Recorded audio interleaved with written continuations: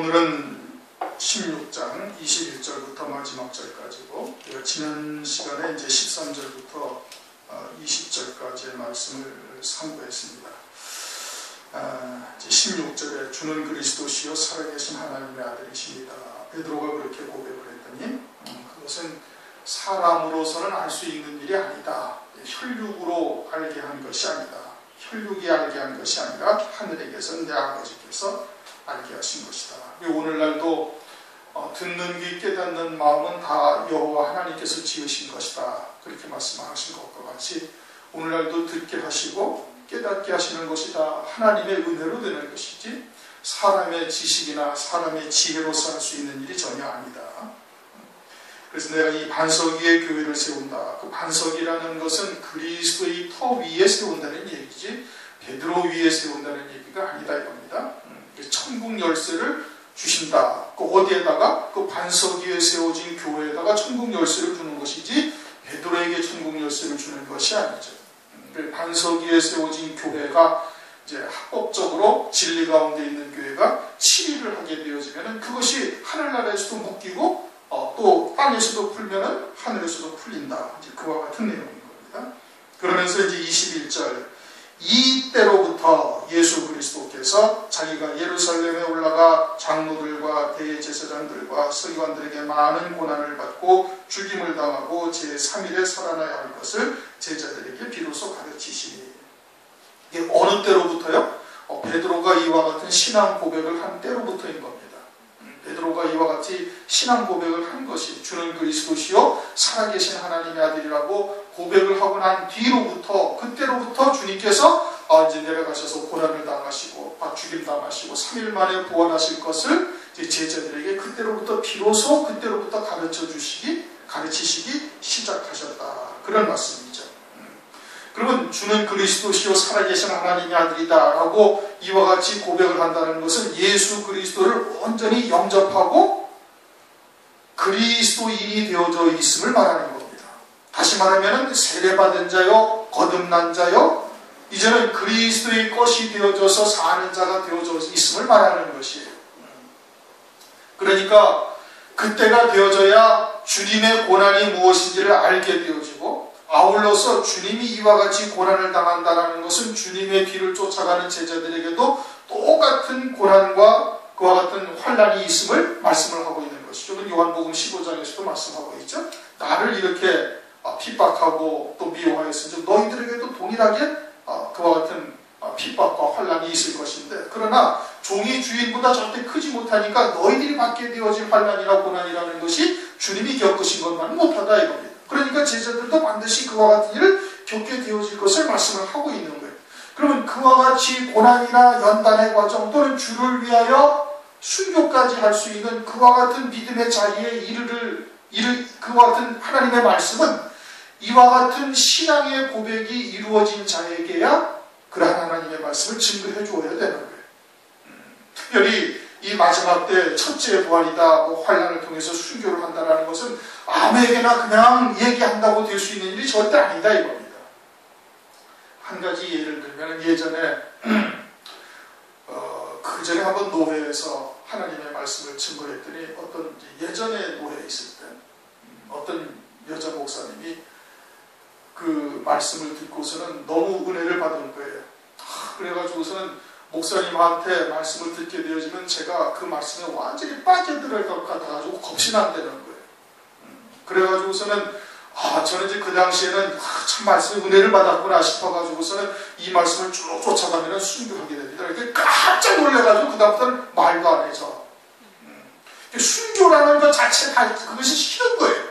왜? 예수 믿고 복받고 예수 믿고 잘되고 교회가 커지고 이것을 바라고 있는데 말씀을 이제 뭐가 뭔지도 모르고 그냥 말씀을 듣다 보니까 정말 말씀이 그런 것이고 새로운 하나님의 나라가 말씀을 통해서 깨달아지고 하니까 막 깜짝 놀래가지고 그 말씀을 목사님하고 더 이야기를 하다 보면은 막 그 말씀에 빠져들어갈 것 같다고 그래가지고는 이제 서또 이 얘기를 전해준 것이거든요. 그랬더니 뭐 그냥 기겁을 하는 거예요.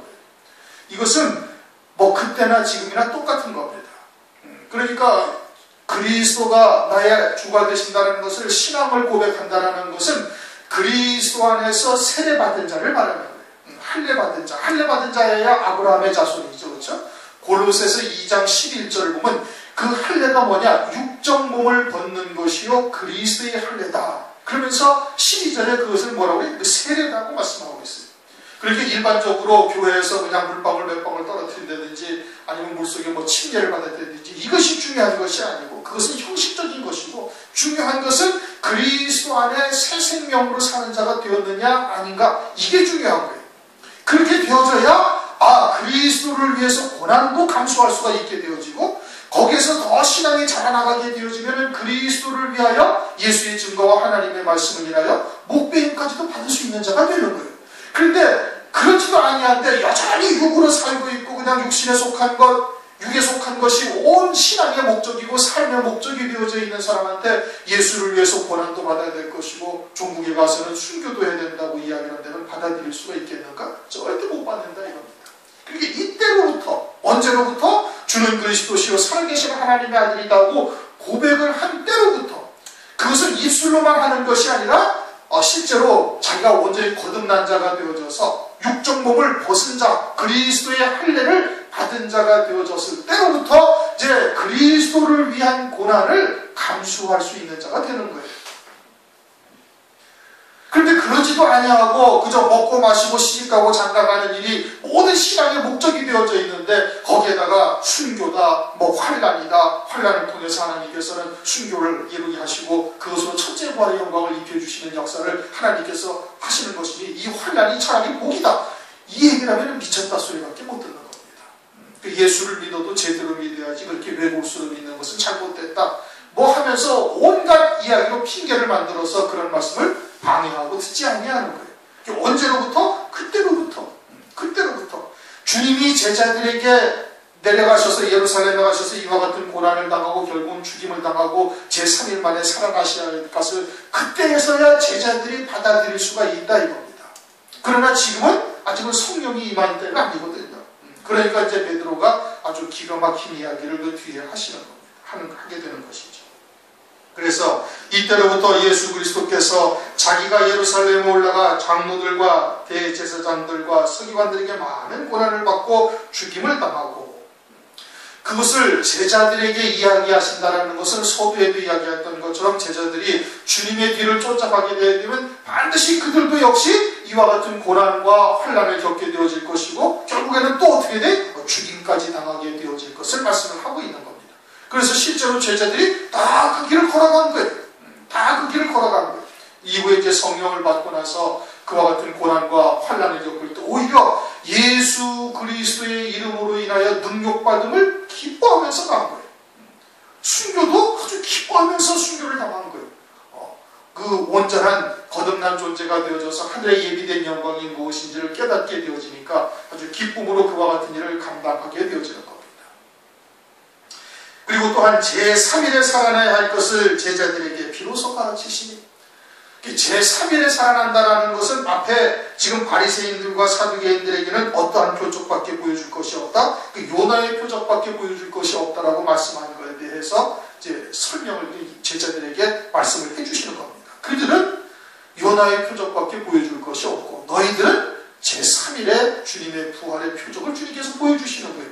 그것은 거꾸로 얘기해서 다시 얘기해서 바리새인과 사두개인들은 주님이 재림하시고 이제 사흘 되던 날 갈릴리 가나에 혼인잔치가 있는 것과 같이 사흘 되던 날 주님께서 재림하시고 그리고는 1000년 동안 그리스도의 나라가 이루어지고 천년왕국이 끝난 그 다음에가 제4일이 되는 거예요. 사흘밤 사흘낮이 지난 요나의 표적에 해당되어지는 날인 겁니다. 그렇게 바리새인들과 사두개인들은 첫째 부활의 영광과는 전혀 상관이 없는 것이 메시아가 이 땅에 재림하심으로 말미암아 그리스도의 나라 메시아 왕국이 이루어지는 것과 전혀 상관이 없는 것이 그리고서는 백보자의 심판대 앞에서나 주님을 만나게 되어질 것을 그들에게는 말씀하시는 것이고 제자들은 제3일날 부활할 것을 말씀하신다는 것은 그들도 주님의 길을 쫓아 주님과 같은 똑같은 그 믿음의 길을 가게 되어지면은 셋째 날 다시 말하면은 갈릴리 가나에 혼인잔치가 있던 사흘 되던 날과 같은 공중으로 주님께서 재림하시고 그리고는 혼인잔치가 있는 그 날에 신부로서 참여하게 되어질 것을 제자들에게 말씀하시는 거예요. 오늘날 우리들도 마지막 때 갈릴리 간의 혼인잔치가 이제 눈앞에 다가온 이때를 우리가 살아가고 있는데, 우리에게도 그와 같은 소망을 우리 하나님께서 주신 것이고, 그리고서는 그 소망을 쫓아 믿음으로 살아가고 있는 우리들에게도 하나님께서 이제 이와 같은 제3일에 살아나야 할 것을 말씀하고 있는 것과 마찬가지인 겁니다. 셋째 날에 부활의 영광을 참여하게 되어지는 것이죠. 제3일에 살아나야 할 것을 제자들에게 비로소 가르치시니, 그때서야 제자들에게 가르치셨다. 첫째 부활의 영광도 역시 마찬가지. 그것은 뭐 아무에게나 이야기한다고 되는 것이 절대 아니다 이겁니다. 환난을 통해서 순교한다 뭐 이런 얘기는 쉽게 할 수 있는 얘기가 절대 아닌 것이죠. 그러니까 먼저는 거듭난 자가 되어져 있는가, 과연 새 생명으로 그리스도 안에서 세례받은 자, 그리스도의 이름으로 세례받은 자로서의 그러한 믿음으로 살아가고 있는지를 먼저 깨우쳐 줘야 되는 것이고, 그런 다음에야 그리스도와 함께 고난도 받을 수가 있는 자가 되어질 것이고, 그렇게 믿음이 자라게 되어지면은 이제 그와 같은 예수의 증거와 하나님의 말씀을 인하여 목배임 받을 수도 있는 자리까지 이르게 되어지는 겁니다. 22절, 베드로가 예수를 붙들고 강하여 가로되 주여 그리마옵소서, 이니 결코 주에게 미치지 아니하리이다. 베드로는 지금 성령이 아직 임하지 아니한 것이죠. 아직은 시몬의 아들 요나의 아들 시몬으로 지금 살아가고 있는 것이에요. 그러니까 예수님을 붙들고서 주여 그리마옵소서, 이 일이 결코 주에게 미치지 아니하리이다 라고 지금 말하고 있는 겁니다. 모든 유대인들은 메시아 왕국이 이 땅에서 실현될 것을 소망하고 있는 것이에요. 그래서 주님께서 이스라엘에게 나타나시면, 메시아가 오시면은 마치 다윗의 때와 같은 왕국, 그래서 온 세상이 자기의 나라에게, 자기들의 왕에게 굴복하고, 그리고 다윗 때와 같은 그와 같은 영화로운 나라가 이루어질 것을 소망하고 있는 거예요. 그렇게 베드로도 역시 마찬가지인 겁니다. 그러니까 베드로에게는 지금 주님이 예루살렘에 가시면은 이제는 로마의 속박에서 벗어나고 자유를 얻고, 그리고서는 온 세상에 아주 메시아 왕국이 펼쳐져서 온 세상을 다스릴 수 있는 그와 같은 나라가 되리라고 베드로도 지금 그렇게 생각을 하고 있는 거예요. 성령을 받기 이전이니까. 그러니까 베드로가 어떻게 그 주님께서 내려가셔가지고 고난당하고 3일 만에 살아난다고 이야기를 하니까 그렇게 되어져서는 안 된다 이겁니다.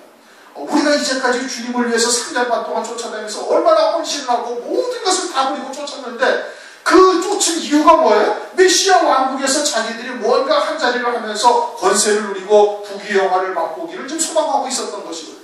그런데 내려가셔가지고서는 고난을 당하고 죽임당하고 제3일에 부활한다 말씀하시니 그렇게 되어져서는 안 된다. 이 일이 결단코 주님에게 있으니 아니하리이다 이겁니다. 주에게 미치지 아니하리이다. 지극히 육적인 생각을 지금 하고 있는 것이죠. 환난전 휴거라는 사상이, 그렇게 세대주의자들이나 이런 사람들에 의해서 주장되어지고 있는 환난전 휴거라는 것이, 오늘날 대부분 교회들이 환난전 휴거 아니면은 무천년주의라 해서 천년왕국이라는 것은 없고 주님이 재림하시면은 그것으로 이제 끝나 심판이 되어지고 믿는 자들은, 교회들은 천국으로, 안 믿는 자들은, 불신자들은 지옥으로 간다. 이렇게 주장하는 것이 이제 무천년주의인데, 그 천년왕국이 없다는 얘기입니다. 환난전 휴거는 세대주의자들이 주장을 하고 있는 거예요. 주께서 이 땅에 환난 전에 공중으로 재림하셔가지고 교회는 다 휴거되어진다, 들려 올라간다 라고 이제 주장하는 것인데, 오늘날 대부분 교회들이 그러한 환난 전 휴거나 무천년주의나 둘 중에 하나를 거의 다 믿고 있습니다. 미국에서 교육을 받고 온 목사님들은 대부분 무천년주의자들이 거의 99.9%예요. 미국의 영향이 그대로 이어져서, 신학사상이 그대로 이어져서 다 무천년주의를 받아들이고 있는 거예요. 그런데 그러한 무천년주의나 환난전 휴거를 받아들이고 있는 그러한 이 근본에는 어디에 있는가? 우리가 주를 위해서 그와 같이 헌신하고 주를 위해서 여러 가지로 희생을 하고 그랬는데, 환난을 또 받고 환난 가운데 또 핍박과 고난을 당하다가 죽임까지 당하고 판단할 것은, 그것은 있을 수가 없다 이거예요. 왜? 주를 위해서 위해서 이렇게 헌신하고 주를 위해서 여러 가지 열심을 내고 많은 일들을 했는데 우리에게 또다시 환난이 닥치고 환난 가운데 예수의 증거와 하나님의 말씀을 인해서 순교를 한다? 그것은 있을 수가 없다 이겁니다. 지극히 육에 속한 신앙들이기 때문에 그러는 거지. 베드로의 신앙과 전혀 다를 바가 없다. 이제까지 주를 위해서 헌신하는 것이 무엇을 위함인데 메시아 왕국이 이루어져서 그 나라에 가가지고서 그 나라가 임하게 되어지면 한 자리를 차지하고 부귀영화를 누리는 것이 이 베드로의 소망이었는데 또 모든 유대인들의 소망이었는데 그런데 메시아라고 자기들이 지금 믿고 쫓는 그 그리스도께서 예수님께서 나사렛 예수께서 예루살렘에 내려가가지고 고난을 당하고 죽임까지 당한다.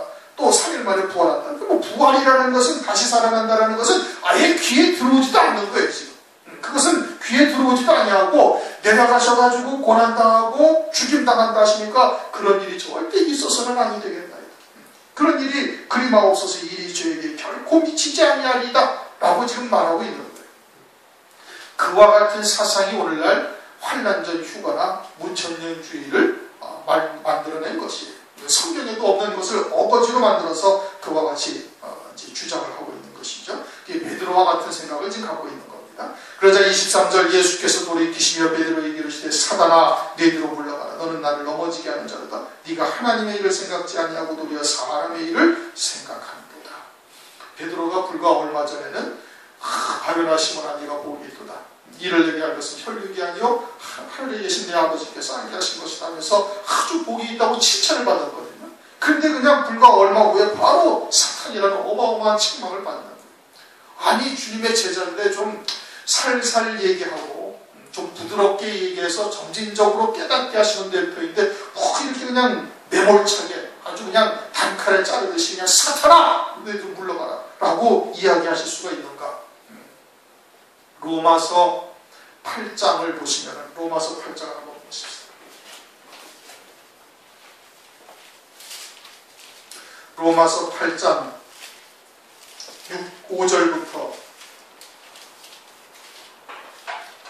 5절부터 8절까지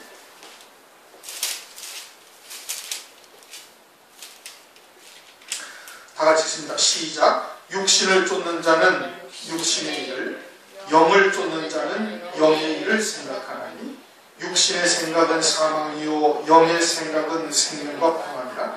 육신의 생각은 하나님과 원수가 되나니 이는 하나님의 법에 굴복지 아니할 뿐 아니라 할 수도 없습니다.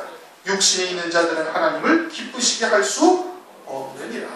육신의 생각은 하나님과 원수가 되는 거예요. 육에 속한 생각은 절대 하나님의 뜻에 굴복도 할 수가 없다 이겁니다. 원수라는 것은 뭘 말하는 거예요? 그건 사탄의 종으로서 사탄의 일꾼으로서 쓰임받고 있다 이겁니다. 하나님의 자녀임에도 불구하고 그리스도 안에서 할례받지 못한 자, 세례받지 못한 자, 여전히 육으로 살고 있는 자는 늘 하나님의 일을 대적하는 자가 되는 거예요. 이건 원수의 자리에 있는 것이죠. 마귀의 종으로서 쓰임받고 있는 거예요. 갈라디아서에서도 말씀하고 있죠. 5장 17절, 16절. 육신의 생각은, 육신은 성령과 성령의 소욕과 육신의 소욕은 한 성소로 대적하고 거스려서 상대 성령의 소욕을 하지 못하게, 성령의 일을 하지 못하게 하고, 성령은 육신의 일을 대적하고 육신의 일을 갖다가 하지 못하게 하는 일을 하신다.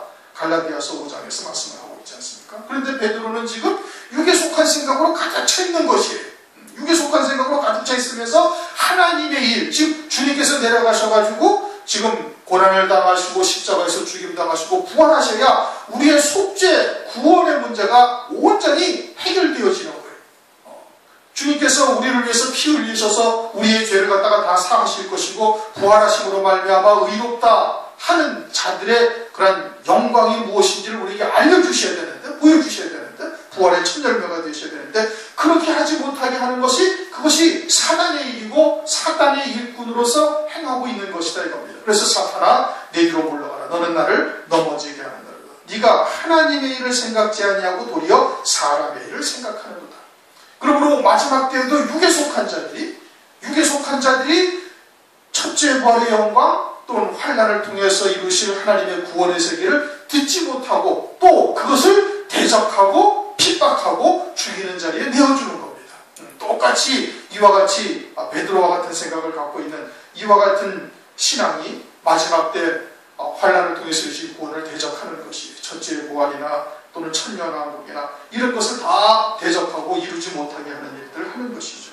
결국은 그들이 사탄의 종으로서 쓰임받게 되어지는 겁니다.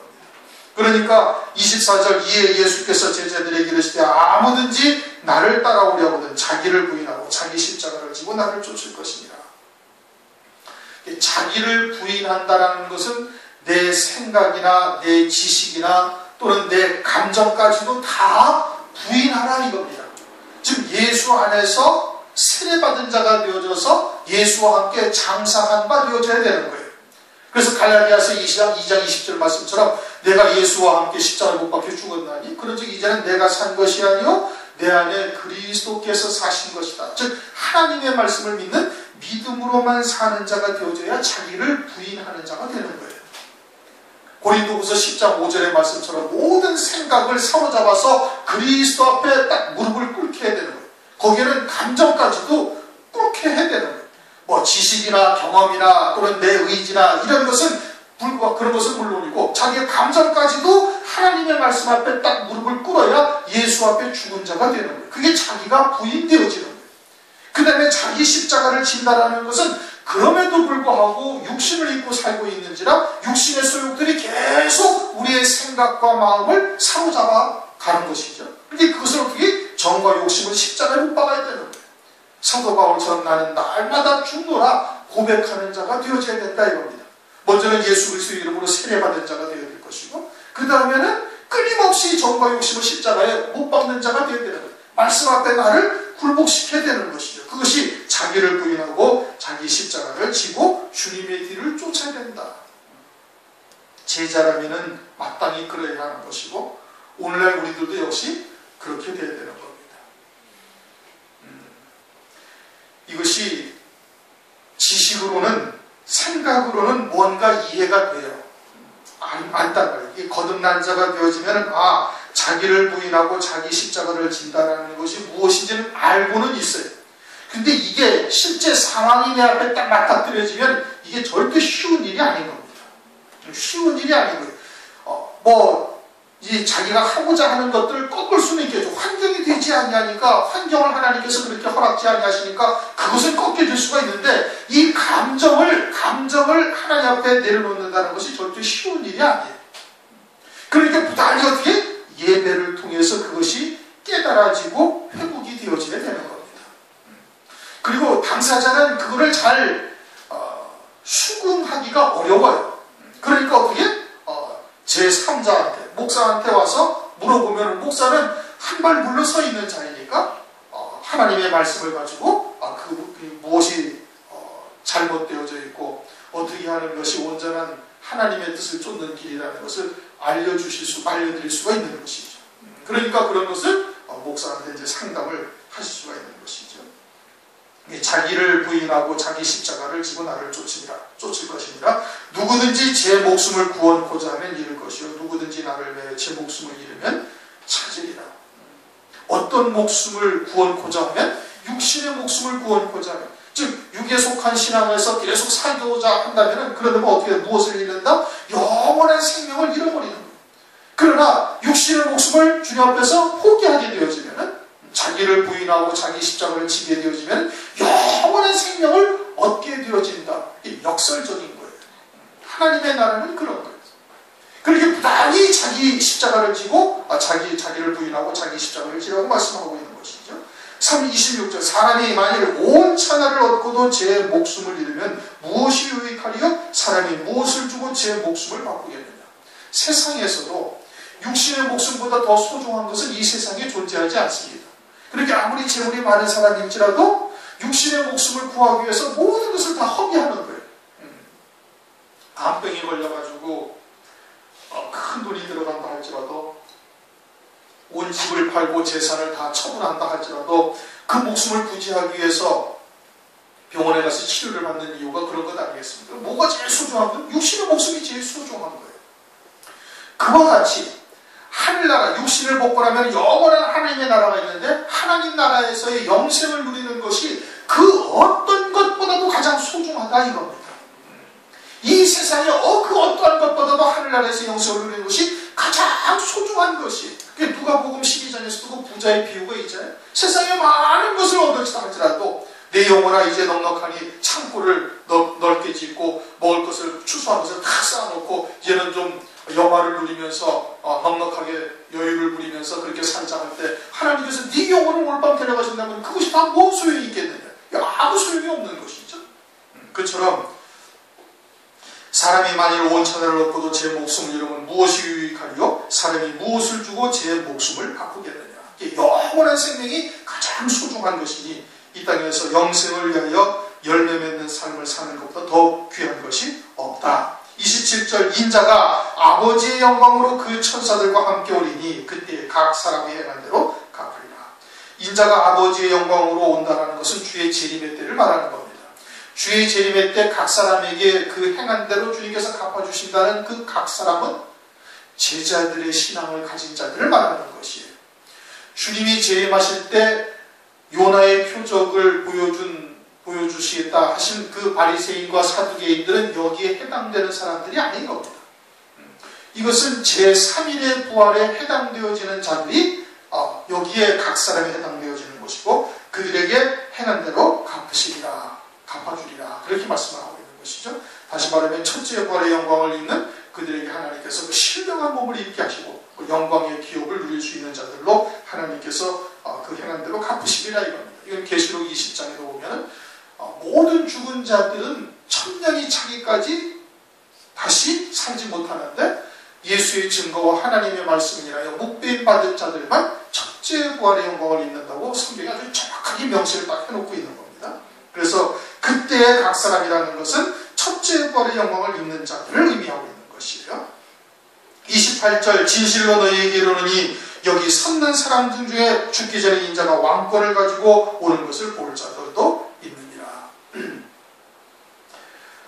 지금 그 당시에 그럼 살아있던 제자들과 또 그 당시에 주님 곁에 있던 사람들이 아직 주님 재림 안 하셨잖아요. 그렇죠? 그럼 주님은 재림만 하셨는데 그러면 그들이 죽기 전에 인자가 왕권을 가지고 오는 것을 볼 자도 있다 말씀하셨으니 그들이 지금까지 살아있어야 되는 거잖아요. 그렇죠? 그러면 주님이 지금 그것을 모르시고 하신 말씀인가요? 그게 아니라는 말씀이에요. 그렇죠? 산자와 죽은 자라는 것은 이것은 육체가 살았느냐 육체가 죽었느냐를 말하는 것이 아니라 그 영이 산자가 되어져서 영생의 영원한 생명에 지금 잇대어 살아가고 있는 자라면은 그렇죠? 영원한 생명에 오늘도 지금 그 영원한 생명으로 잇대어 살아가고 있는 자라면 그는 영원히 살아있는 자가 되는 거예요. 그는 죽기 전에 주의 재림의 왕관을 가지고 재림의 때 그 왕권을 가지고 오시는 것을 그는 보는 자가 되는 것을 말씀을 하고 있는 거예요. 육체가 살아있느냐 육체가 죽었느냐를 말씀하시는 것이 아니다 이겁니다. 요한복음 21장 한번 가서 보십시오. 요한복음 21장 22절